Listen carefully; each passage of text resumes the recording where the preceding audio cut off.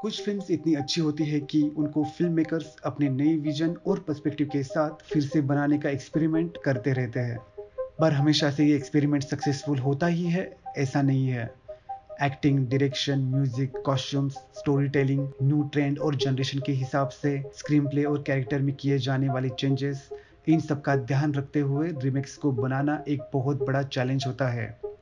और इन सब के बावजूद भी फिल्म ऑडियंस के पल्ले नहीं पड़ी तो गई भैंस पानी में। अभी तक आपने हमारे चैनल को सब्सक्राइब नहीं किया है तो प्लीज़ सब्सक्राइब कर देना और नई वीडियोस के अपडेट्स के लिए घंटी बजाना मत भूलना। यह है ईट एडिट रिपीट का टॉप लिस्टेड और हम लिस्ट कर रहे हैं best remake of Bollywood classic. घबराओ मत सीता, तुम्हारी रक्षा करने के लिए भगवान ने मुझे भेज दिया है। पहली बार एक्ट्रेस को सेंटर में रख के डबल रोल लिखा गया 1972 में, जब रमेश सिप्पी ने बनाई फिल्म सीता और गीता। फिल्म ब्लॉकबस्टर साबित हुई। इवन हेमा मालिनी जी को बेस्ट एक्ट्रेस के लिए फिल्म फेयर अवार्ड भी मिला। उनके साथ धर्मेंद्र और संजीव कुमार की एक्टिंग को भी बहुत पसंद किया गया। फिर ऑलमोस्ट 17 साल बाद पंकज पराशर ने श्रीदेवी को लेके बनाई film Chaalbaaz. Frankly speaking, film Seeta और गीता का फ्रेम टू फ्रेम कॉपी था, बट श्रीदेवी की परफॉर्मेंस और म्यूजिक ने इस फिल्म में एक फ्रेशनेस ऐड कर दिया था। आज मैंने ये चूड़ियां उतार फेंकी हैं। अब ये चूड़ियां तेरे हाथों में होंगी और ये चाबुक मेरे हाथों में। इवन श्रीदेवी को फिल्म फेयर का बेस्ट एक्ट्रेस अवार्ड भी दिया गया। इस फिल्म को लोग आज भी श्रीदेवी की एक बेहतरीन परफॉर्मेंस के लिए याद करते हैं। पूरा बात बोलो तुम। जिंदगी का शुरुआत नहीं, जुर्म का जिंदगी का शुरुआत, समझा? जुर्म का जिंदगी। 80s फिनिश होते होते एक्शन और ट्रेजेडी फिल्म्स का दौर भी जा चुका था। उस टाइम पे आमिर खान और सलमान खान जैसे रोमांटिक हीरोज का चलन शुरू हो गया था। शायद ये भी एक रीजन था कि अग्निपथ जैसी इतनी बड़ी फिल्म फ्लॉप हो गई। बट इस फिल्म को जब होम वीडियोस पे रिलीज किया गया तब ये फिल्म लोगों ने बहुत पसंद की। फिल्म का डायरेक्शन, स्टोरी, अमिताभ जी की एक्टिंग, इन सब की वजह से ये फिल्म आज भी 30 साल बाद लोगों के दिल पे राज करती हुई नजर आती है। 2012 में जब करण जौहर ने अपने पापा की इस फिल्म का रीमेक बनाना शुरू किया तब ओरिजिनल स्टोरी में बहुत सारे चेंजेस किए गए, जैसे कि विजय के पापा की डेथ का रीजन दोनों फिल्मों में अलग दिखाया गया। मिथुन चक्रवर्ती के कैरेक्टर को नए वर्जन में जगह नहीं दी गई और ऋषि कपूर के नए कैरेक्टर को इंट्रोड्यूस किया गया। इवन कांचा चीना और विजय के लुक के ऊपर भी बहुत एक्सपेरिमेंट किया गया। लंका तो जल गई कांचा, अब ऊपर जाकर आराम से सोचना कि नई लंका का रूप क्या होगा। इन सब के चलते फिल्म अपने म्यूजिक, सिनेमाटोग्राफी, एक्शन सीक्वेंस और एक्टिंग की वजह से रीमेक होने के बावजूद भी लोगों के दिल में अपनी एक जगह बना के चली गई। यही फर्क है दादा, यही फर्क है।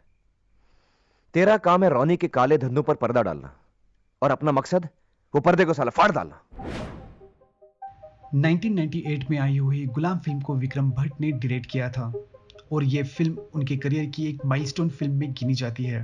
इवन चॉकलेट हीरो कहे जाने वाले आमिर खान के करियर के लिए टर्निंग पॉइंट देने वाली फिल्म भी यही थी। इसका 10-10 की दौड़ सीन उस टाइम का बेस्ट सीन था। बट बहुत ही कम लोगों को पता है कि ये फिल्म 1988 में महेश भट्ट ने डायरेक्ट की हुई संजय दत्त स्टारर कब्जा फिल्म का रीमेक थी। वैसे देखा जाए तो कब्जा फिल्म भी ओरिजिनल फिल्म नहीं थी, वो 1954 में आई हुई English film on the waterfront की रीमेक थी। बट राइटर सलीम खान जी ने इस फिल्म को लिखते टाइम बहुत ही खूबी से इंग्लिश वर्जन को इंडियनाइज करके लोगों के सामने रखा। क्रिटिक्स ने तो फिल्म को बहुत पसंद किया, बट बॉक्स ऑफिस पे ये फिल्म औंधे मुंह गिर गई। बट जब 10 साल बाद इसका रीमेक बनाया गया तब फिर से फिल्म का स्क्रीन प्ले लिखा गया, स्टोरी, कैरेक्टर्स, इनको नया शेप दिया गया। जैसे कि कब्जा में संजय दत्त को ब्रेन ट्यूमर होता है ऐसा दिखाया गया है और दूसरी तरफ गुलाम में ऐसा कुछ भी नहीं दिखाया गया। कब्जा में राज बब्बर एक लॉयर दिखाए गए हैं, बट यहाँ गुलाम में रजत कपूर एक अकाउंट संभालने वाले एम्प्लॉय बने हुए दिखाई देते हैं। गुलाम उस टाइम की ब्लॉकबस्टर थी। जतिन ललित के म्यूजिक के साथ आमिर खान, रानी मुखर्जी, रजत कपूर, शरद सक्सेना, मीता वशिष्ठ, इन सब की एक्टिंग की भी प्रशंसा की गई।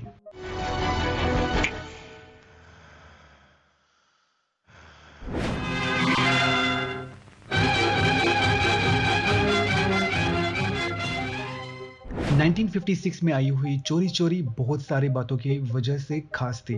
राज कपूर और नरगिस जी की ये एक साथ लास्ट फिल्म थी। इसके गाने आज भी उतने ही फ्रेश है जितने उस टाइम पे थे।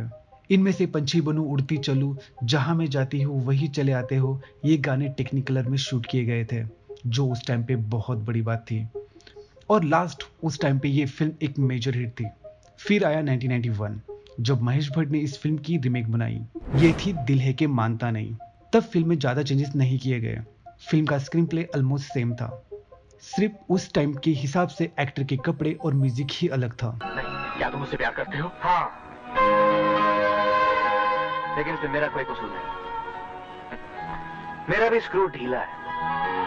दिल है के मानता नहीं उस साल की सबसे बड़ी हिट थी। अमीर पूजा की केमिस्ट्री को ऑडियंस के साथ साथ क्रिटिक्स ने भी नवाजा। इस फिल्म के सभी गाने उस साल के चार्ट बस्टर साबित हुए थे। इन शॉर्ट, दोनों फिल्में सेम होने के बावजूद भी दोनों भी फिल्मों को लोगों ने अपने अपने जमाने में खूब पसंद किया। क्या? मेरी टोपी, मैं आता हूँ। नहीं, पागल हो क्या? छोड़ो। हमारी आंखों में देखो। तुम्हारी आंखों में तो बस एक ही बात दिखती है, का जो तुम्हारे मन में है। जब कमर्शियल पर्पस बाजू में रखकर अपने यूनिक विजन के साथ कोई फिल्म मेकर रिमेक बनाता है, तो वो रिमेक भी एक मास्टरपीस बन जाती है। जैसे ये दो फिल्में, नदिया के पार एक गांव में बसे दो मिडिल क्लास फैमिलीज की स्टोरी थी, वही दूसरी तरफ हम आपके हैं कौन एक larger than life family drama थी। नया वर्जन को देखने के बाद मेकर्स की मेहनत साफ साफ पता चल जाती है। जैसे कि इंडियन वेडिंग्स को बैकड्रॉप बनाते हुए हम आपके हैं कौन आगे बढ़ती है, तो नदिया के पार स्टोरी लाइन सेम होने के बाद भी सिर्फ गांव की कल्चर और तौर तरीकों को इन्फ्लुएंस करती हुई नजर आती है।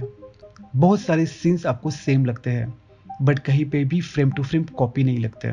जहां की नदिया के पार राजश्री की कल्ट फिल्म में गिनी जाती है, दूसरी तरफ हम आपके हैं कौन ऑल टाइम ब्लॉकबस्टर है।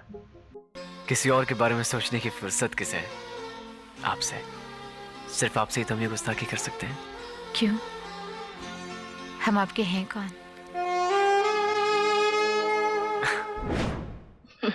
सोनिया, ये तुम जानती हो कि ये रिवॉल्वर खाली है, मैं जानता हूं कि ये रिवॉल्वर खाली है, लेकिन पुलिस नहीं जानती कि ये रिवॉल्वर खाली है। 1978 में आई हुई डॉन एक ब्रिलियंट थ्रिलर थी। उस टाइम पे इस फिल्म के स्क्रिप्ट को कोई खरीद नहीं रहा था। तब जाके प्रोड्यूसर नरीमन ईरानी, जो उस टाइम पे बहुत बड़े कर्जे में फंसे हुए थे, उन्होंने इस एम्बिशियस प्रोजेक्ट को सलीम जावेद जी से खरीदा। चंद्रा बैरोट का डायरेक्शन, कल्याण जी आनंद जी का म्यूजिक और अमिताभ जी की एक्टिंग, इन सब ने इस फिल्म को एक नई मुकाम पे लाके छोड़ दिया था। अमिताभ जी को इस फिल्म के लिए बेस्ट एक्टर का फिल्म फेयर अवार्ड भी मिला।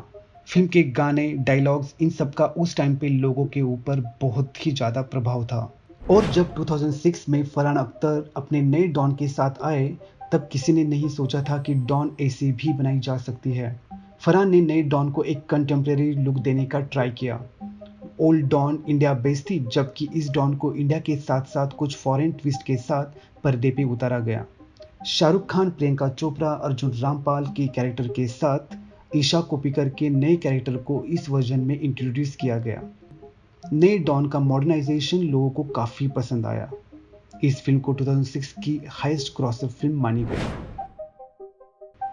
शरद चंद्र चट्टोपाध्याय के नॉवेल देवदास के ऊपर इंडियन फिल्म इंडस्ट्री में बहुत सारी फिल्में बनाई गई है, जबकि देवदीप जैसी मॉडर्न डे टेक्स्ट भी इसी नॉवेल से लिया गया है। बट बॉलीवुड में इस फिल्म को 3 बार प्रेजेंट किया गया। 1936 में पीसी बरुआ, 1955 में बिमल रॉय और 2002 में संजय लीला भंसाली। इन तीनों ने हर जनरेशन में देवदास को जिंदा रखा। कौन कमबख्त है जो बर्दाश्त करने के लिए पीता है। 1955 की देवदास एक ट्रूली मास्टरपीस थी। इस फिल्म को दिलीप साहब की एक्टिंग और फिल्म की सिनेमाटोग्राफी के लिए प्रशंसा मिली थी। बट 2002 में संजय लीला भंसाली की देवदास अनाउंसमेंट के साथ ही लार्जर देन लाइफ बन गई थी। कौन कमबख्त बर्दाश्त करने को पीता है? हम तो पीते हैं कि यहां पर बैठ सकें,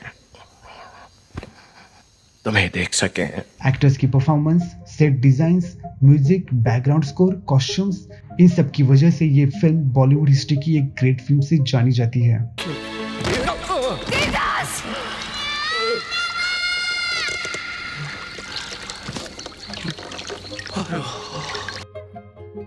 आप हमारे इस वीडियो के लिस्ट से सहमत है तो कमेंट और लाइक जरूर करें और देखते रहे इट एडिट रिपीट।